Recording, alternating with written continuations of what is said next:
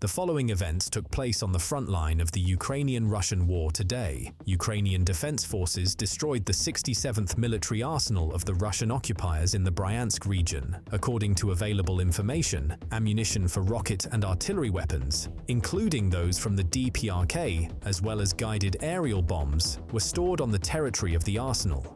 Much of it was stored in the open air. The occupiers used this depot to transport weapons closer to the front line in the Sumy and Chernihiv sectors and used them to attack peaceful cities in Ukraine and to capture and destroy Vovchansk.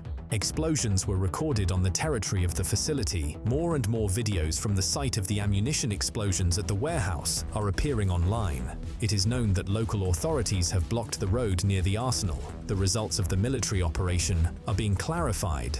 The explosions at the Russian military depot indicate possible logistical problems for Russian forces in this area.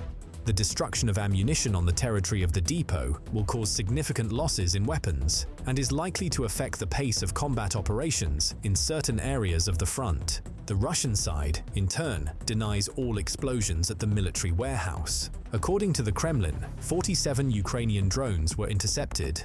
24 were shot down over the Bryansk region.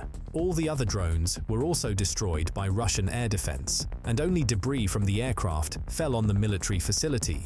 Although these statements are not true, even the Russians themselves ridicule such statements by the military leadership. One of the residents of the Russian Federation wrote in the comments to this statement, "The wreckage is Ukrainian. It's good that the drone didn't fall completely. Otherwise, all the warehouses up to the Urals would have detonated. Lying is the credo of our officials. Their motto is, steal as much as possible and lie always, everywhere, and to everyone, citing secrecy," he wrote.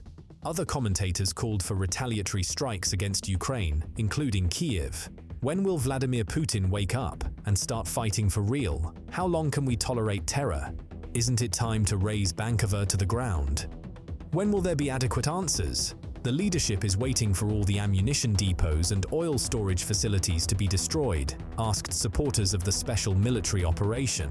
And let me remind you that it was Russia that launched a full-scale invasion of Ukraine on February 24, 2022, launching the first missile strikes on Ukrainian military facilities, ammunition depots, and infrastructure. This was part of a large-scale operation that included attacks from different directions, north, east, and south. At the same time, Russian troops invaded the sovereign territory of Ukraine, violating all international agreements and security principles. It should also be remembered that Russia tried to justify its actions through false claims of a threat from Ukraine and the need to protect the Russian-speaking population. But these arguments were widely condemned by the international community as baseless and propagandistic. However, when it comes to ending the war between Ukraine and Russia, it is important to remember that the key to this is in the hands of Russian President Vladimir Putin. The war will continue as long as he has enough weapons to sustain it. But if Russian troops face a shortage of ammunition,